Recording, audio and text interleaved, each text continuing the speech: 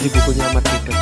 Jadi kontradiksi Alkitab segala macam. Nah, itu seperti ada yang menguatkan di dalam hati saya. Jadi pertanyaan-pertanyaan itu terjawab di dalam hati saya. Saya konseling sama kakak rohani saya, katanya itu Roh Kudus yang menuntun kamu, sehingga Roh Kudus itu menguatkan kamu, sehingga apapun yang ditunjukkan bukannya melemahkan, tapi saya menerima jawaban kayak gitu. Itu Selamat saja malam sih, buat teman-teman. supranatural bagi saya. Saya terima kasih untuk dikasih kesempatan untuk kesaksian. Walaupun ini kejadian kesaksian saya mengenal Tuhan 10 tahun yang lalu. Terlebih dulu nama saya Kuncoro, betul. Kelahiran saya Jogja, tepatnya di perbatasan Jogja Solo, Klaten ya. Terus saat ini saya tinggal di Jember.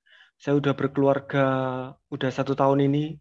Puji Tuhan saya sudah menemukan jodoh yang daripada Tuhan dan makin mantap untuk mengenal Tuhan. Mungkin itu dari kesaksian saya dimulai dari keluarga saya, yaitu pada waktu saya tinggal di Jogja dan kebanyakan memang mayoritas di sana kita tahu bahwa agama yang Muslim ya. Jadi saya dibesarkan di keluarga yang Muslim. Singkat cerita, orang tua saya bercerai dan saya ikut kakek di Jogja dan papa saya juga masih di sana. Mama saya merantau. Singkat cerita kembali lagi itu pada waktu saya SD kelas 6. Nah, tapi dari mama inilah mungkin saya menyadari bahwa eh, membuka hati saya itu dari mama saya, karena setelah mama saya merantau mungkin karena banyak pergaulan jadi menjadi open minded, jadi tidak seberapa kaku dengan aturan-aturan agama itu ya. Dan mama saya juga udah memiliki pasangan waktu itu, dan pasangannya itu beragama Konghucu juga, Buddha ya, di KTP Buddha, waktu itu tidak ada Konghucu ya, Buddha, cuma dalam prakteknya itu seperti Konghucu, jadi kayak gitu, cuma di KTP Buddha. Singkat cerita saya dibawa pindah dengan mama ke Malang, Jawa Timur. Dari sinilah mulai saya melihat bahwa keyakinan itu di luar agama saya sebelumnya itu banyak. Sehingga saya harus membuka pikiran dan hati saya untuk saya tanpa disadari belajar gitu loh. Apa perbandingannya. Jadi kayak ada otomatis perbandingan agama sendiri. Singkat cerita lagi, untuk menyingkat, pada waktu SMA inilah saya mengalami permulaan, karena saya waktu itu SMA-nya SMA Kristen ya. Jadi saya mulai ada perbandingan antara teman-teman saya yang di sekolah kebanyakan Kristen dengan teman-teman saya yang dulu di Remas, mungkin ya remaja masjid kayak gitu. Ada suatu perbedaan tentang apa ya, maksudnya ya, tanpa disadari itu tidak bisa apa ya, tidak bisa diungkapkan. Jadi kayak apa, topik pembicaraan terus segala hal itu saya merasakan. Nah, singkat cerita lagi, pada waktu tahun 2002 saya lulus lulus lulus SMA ya. Itu mulai sebelumnya gini, karena karena teman-teman saya berubah, teman-teman pergaulan saya berubah, saya condong gitu. Saya diajak KKR, waktu itu di Malang itu banyak KKR ya. Tahun 2000 itu KKR Ranui Daud Simeon, terus buka internet juga, mulai internet aja juga FFI kayak gitu. Nah, dari situ saya mulai mulai ada pencarian apa sih gitu loh. Kenapa gitu loh? Karena kalau zaman dulu waktu kecil ya, maksudnya ditelan bulat-bulat. Oh, orang Kristen itu begini-begini, penyembah patung, penyembah manusia. Tapi setelahnya saya ada bergaul langsung, saya juga bisa buka internet, saya bisa belajar dari situ. Terus yang menonjol itu saya merasakan damai sejahtera. kayak gitu. Yang sebelumnya saya hanya merasakan ketakutan, kayak ketakutan masuk neraka.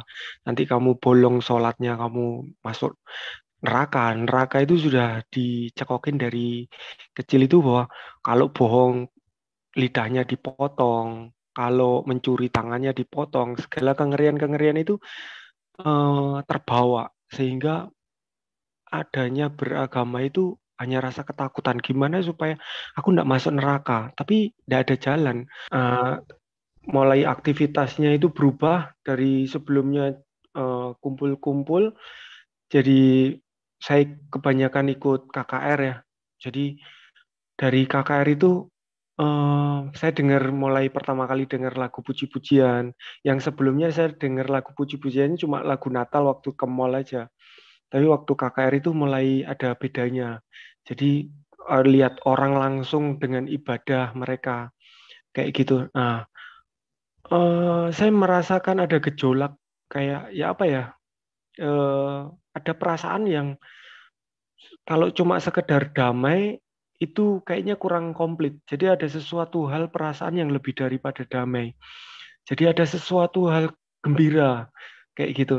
Eh, Terus besok lagi diajak tanpa ini dimauin lagi karena jadi kayak suatu apa ya kecanduan kayak gitu. Nah, akhirnya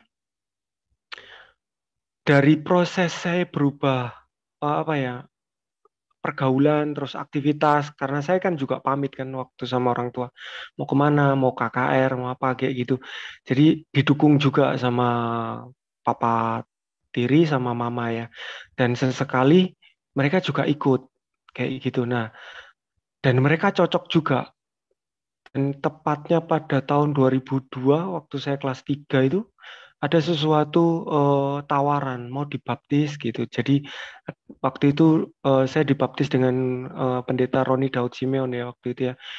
Dari waktu itu yang mengadakan gereja GBI Malang. Jadi ada yang di luar Nasrani ada gitu. Nah, kita angkat tangan tuh. Terus ada apakah mau dibaptis? Nah, dari situlah kita beberapa hari mikir, nah, kalau mau nanti hari Sabtu datang uh, untuk katanya waktu itu pemuritan ya. Jadi konseling kayak gitu. Nah, dari situlah saya mulai bingung. Jadi bingungnya apa? Karena di dalam pikiran saya belum masuk akal gitu loh. Saya hanya merasakan aja, tapi di kepala saya belum percaya Yesus itu Tuhan. Tuhan kok tiga antara Tuhan kok berdoa banyak sekali seperti pertanyaan-pertanyaan saudara-saudara Muslim yang sering di komen-komen gitu ya. Oh, apalagi bahkan sekarang apa ya eh, berkembang pertanyaan itu apa ya tidak cuma hal-hal seputar itu aja kayak gitu dan itu pernah saya alami sehingga saya sadar bahwa kalau maunya ada teman-teman yang di seberang bertanya hal-hal kayak gitu saya pernah ngalamin sehingga mau dijawab sebagaimanapun karena saya dulu juga belajar baca Alkitab dijelasin sama temanku pun juga tidak masuk akal kayak gitu malah bingung sehingga saya ingat waktu itu teman saya bilang gini buka hati karena ini Tuhan yang memilih kamu bukan kamu yang pilih Tuhan kamu hanya merasakan kamu minta Tuhan untuk Tuhan itu buka hati saya untuk Tuhan ini memilih saya untuk saya memahami karya penebusan Tuhan itu sehingga karena saya memang benar-benar mau paham, kenapa orang lain kok paham, kok saya enggak paham? Kayak gitu loh. Apa yang salah? Karena ya itu tadi loh, seperti termateraikan. Jadi apapun yang diomongin ya enggak paham. Dari beberapa kali saya tetap baca, walaupun saya bingung, semakin baca Injil itu saya bingung, Tuhan sujud, berdoa sama Tuhan. Oh, katanya Tuhan, kayak gitu, hal-hal yang sepele kayak gitu. Saya berdoa, Tuhan, buka hati saya untuk saya paham. Kayak gitu. Nah, tetap tidak paham. Singkat cerita, tawaran baptis tadi kembali, saya bilang kayak gitu. Saya masih bingung. Papa saya dengan mama saya juga ngomong, ayo baptis. Loh. Saya kayaknya enggak. Loh, kenapa enggak? Saya masih bingung. Sebentar, kamu merasa damai sejahtera enggak? Ya, saya damai sejahtera. Tapi saya masih bingung. Gini, intinya damai sejahtera itu berasal dari Tuhan. Tidak mungkin iblis mendatangkan damai sejahtera. Itu dulu kamu pegang dan baptis. Gitu. Ya sudah, akhirnya saya mantapkan diri untuk baptis karena saya percaya oh ini dari Tuhan. Walaupun saya bingung. Tuhan tidak bisa dimasukkan dalam kepala karena kepala saya terbatas. Dan saya berserah untuk saya baptis. Dan saya baptis. Ternyata dari baptis itu mungkin setelah baptis itu ya karya Roh Kudus itu lebih nyata gitu loh. Saya mulai dibukakan hati saya untuk paham satu persatu. Kenapa Tuhan begini? Kenapa kok Yesus begini? Kenapa itu terjawab.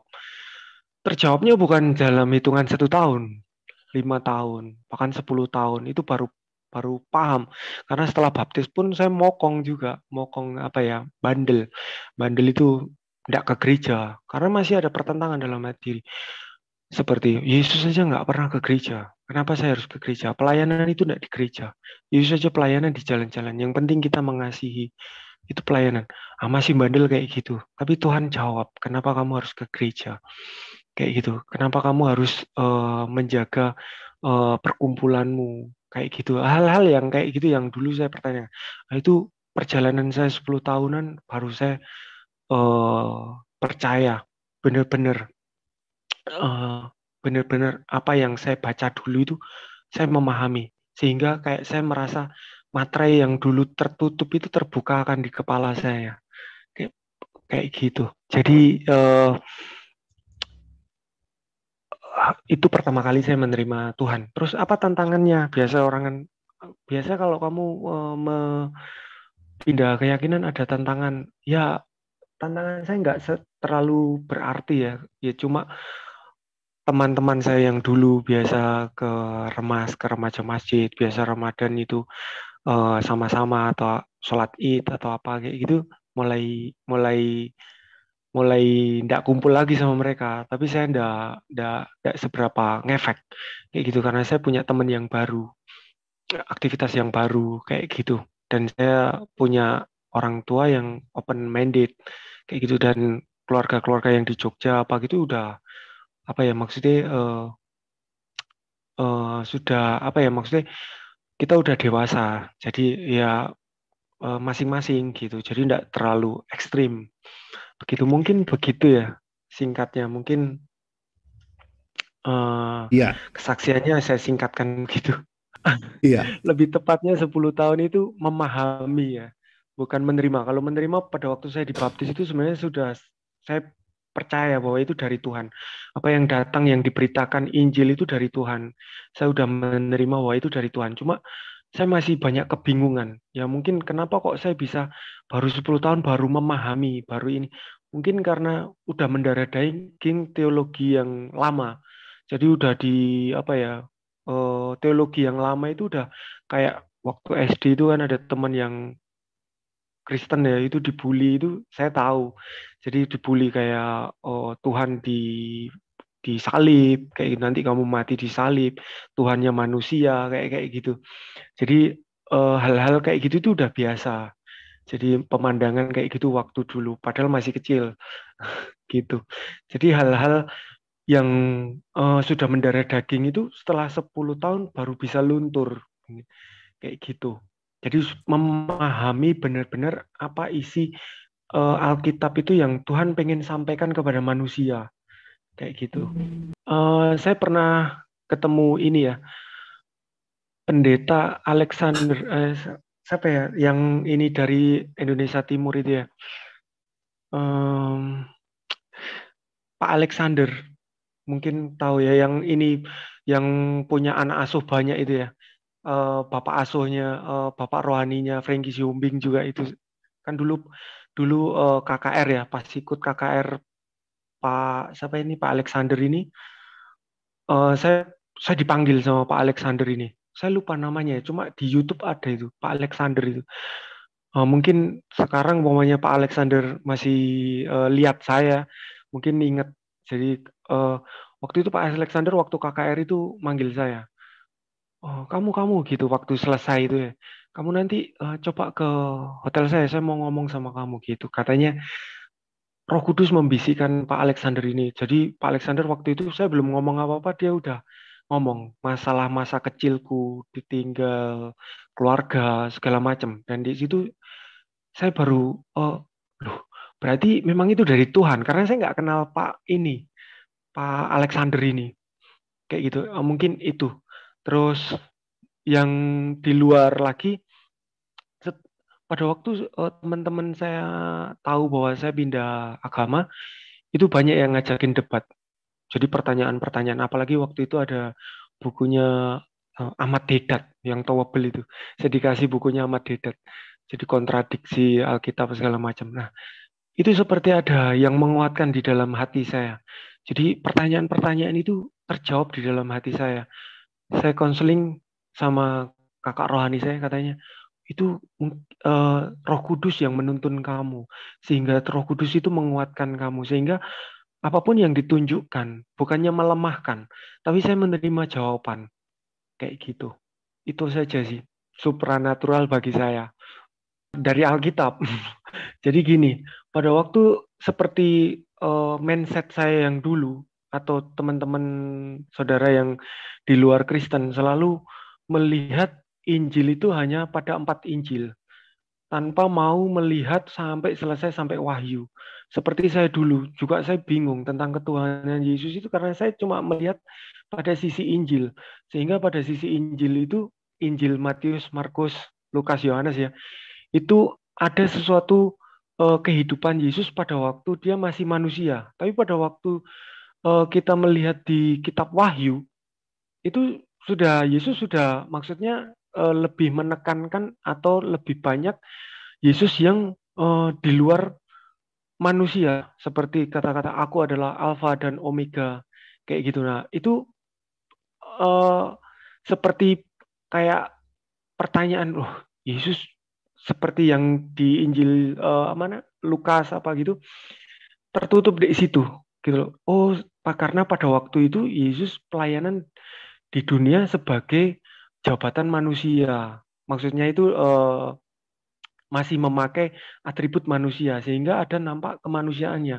Tapi pada waktu Yesus naik, itu Yesus menampakkan bahwa dia nggak cuma manusia, tapi memang dia benar-benar Tuhan. Di situlah ada jawaban bahwa Yesus itu tidak cuma manusia. Pada waktu kita melihat manusia, memang dia manusia untuk menunjukkan kita bagaimana manusia yang sempurna. Tapi kalau kita mau melihat Yesus sebagai Tuhan, ya kita lihat dalam konteks ketuhanan Yesus kayak gitu. Kayak gitu. Jadi dari Alkitab lah saya menemukan, saya yakin bahwa memang Yesus itu adalah Tuhan. Dan dengan mindset kayak gitu. Karena mereka menanyakan dengan mindset mereka. Dan biasa saya jawab, mindsetnya bukan manusia jadi Tuhan, tapi Tuhan jadi manusia. Sehingga akhirnya mereka jawab, loh kenapa Tuhan jadi manusia? Seringkali kita jawab, untuk menebus dosa. Tuhan itu maha bisa, tanpa jadi manusia pun Tuhan bisa menebus dosa karena maha bisa tanpa menjadi manusia. Seringkali larinya ke sana. Karena kenapa mereka larinya ke sana? Karena mereka tidak baca Alkitab dari Kejadian sampai Wahyu. Kalau kita baca Kejadian sampai Wahyu, kita akan tahu bahwa Tuhan apa ya, menggenapi, melakukan koreksi pada waktu manusia yang pertama Adam dan Hawa itu jatuh dalam dosa. Tuhan mau mengkoreksi itu, bahwa manusia itu yang jatuh dalam dosa, itu Tuhan mau mengkoreksi dengan turun menjadi manusia. Ini loh, manusia bisa nggak berdosa. Ini loh Yesus. Ini manusia benar-benar bisa nggak berdosa. Sehingga ada ayat yang saya masih ingat, nggak tahu di mana. Eh, surat Paulus kalau nggak salah. Oleh satu manusia, seluruh dunia bisa berdosa. Tapi juga oleh satu manusia, seluruh dunia bisa tidak berdosa. Yaitu oleh satu Adam, manusia semua bisa berdosa. Tapi Tuhan turun menjadi manusia, yaitu Yesus, untuk mau menjadi seluruh manusia menjadi nggak berdosa. Sehingga oleh karena Adam aja semua manusia bisa berdosa. Masa mustahil oleh satu manusia Yesus seluruh dunia nggak berdosa? Itu Tuhan mau berkata begitu di dalam Alkitab, di dalam mindset pikiran saya. Sehingga ya sudah terjawab. Ya, untuk menjadi berkat buat orang lain. Jadi benar-benar ingin, karena saya dalam percaya begini, dalam pembentukan suatu keluarga itu adalah kerajaan Tuhan yang terkecil di dunia ini. Jadi kita harus bisa menghasilkan buah-buah pernikahan itu, begitu. Jadi tantangannya apakah saya bisa berbuah dalam keluarga kecil saya, dalam hal kebaikan, firman Tuhan, menjadi berkat, kayak itu. Saya kan juga waktu belum Kristen kan ya nggak pernah pegang buku hadis ya. Jadi saya nggak seberapa paham juga. Jadi saya taunya cuma dibilangi dari ustadz aja. Sholat yang benar itu begini, bacaan yang benar itu begini, berdiri, ruko atau sujudnya yang benar begini. Cuma hal-hal kayak gitu. Sehingga hal-hal yang kayak umpamanya ada suatu tuduhan kayak umpamanya di Kristen umpamanya penyembah berhala kayak gitu. Nah, orang Kristen menimpali lagi loh, berhala itu kayak gini, di Muslim juga begini kayak gitu.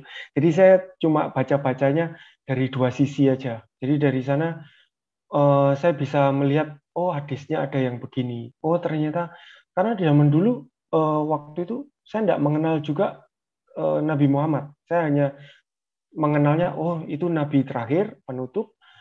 Terus takwanya harus, kalau orang Muslim itu bertakwa itu harus menjalankan 5 itu ya, tiang agama itu ya.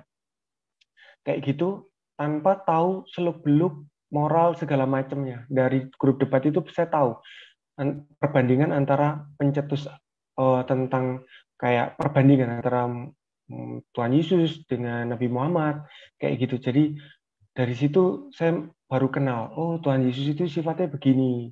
Katanya 100% manusia juga. Oh Nabi Muhammad begini. Cuma yang saya rasakan pengetahuan itu aja. Cuma di dalam hati saya pelajaran yang saya terima itu benar-benar memang dari yang saya belajar baca ya. Walaupun saya sudah bisa baca, tapi memahami Alkitab itu perlu belajar membuka hati dan pikiran. Benar-benar memang direnungkan ya. Kalau zaman itu saya disuruh merenungkan. Jadi setelah baca saya merenungkan maksudnya Tuhan apa kayak gitu. Haleluya, puji Tuhan. Shalom, salam sejahtera dalam kasih Tuhan Yesus Kristus. Bagaimana kabar saudara? Hari ini kami berdoa saudara sehat dan diberkati oleh Tuhan. Saudaraku, Tuhan punya banyak cara untuk menyelamatkan orang, sekalipun orang itu awalnya menolak dan bahkan tidak mau menerima Yesus. Namun Tuhan punya banyak cara untuk bisa menyelamatkan setiap orang yang percaya, setiap orang yang dikehendaki, dan setiap orang yang memberikan dirinya. Saudara, Alkitab mengatakan bukan kamu yang memilih aku, tetapi akulah yang memilih kamu. Nah, kali ini kita tadi sudah mendengarkan bagaimana Tuhan memilih dia untuk percaya kepada Yesus. Saudara, Tuhan mana yang seperti demikian? Tidak ada. Tidak ada saudara pernah menemukan kesaksian di luar sana yang seperti kesaksian-kesaksian orang yang menjadi Kristen, pengikut Yesus. Mereka tidak pernah melihat, mereka tidak pernah bertemu dengan Tuhan mereka, karena memang Tuhan mereka tidak ada. Tuhan mereka itu hanyalah sebuah cerita yang mereka ceritakan. Tetapi pada faktanya tidak ada satu manusia pun, tidak ada satu orang pun yang pernah melihat Tuhan mereka. Bahkan nabi-nabi yang dikenal oleh mereka pun tidak pernah melihat. Beda dengan kita. Sejak Adam berbicara melihat langsung dengan Allahnya, Abraham, Musa, Daud, dan begitu ratusan nabi, mereka mendengar, melihat, menyaksikan sendiri Allah mereka. Artinya membuktikan kepada kita bahwa Allahnya orang Kristen itu benar-benar ada dan nyata. Masih maukah engkau percaya kepada Allah lain? Segeralah bertobat, buka dirimu, biarkan Tuhan bekerja melawati engkau. Tuhan Yesus memberkati. Sampai berjumpa lagi dalam program acara kami selanjutnya. Haleluya, puji Tuhan. Shalom.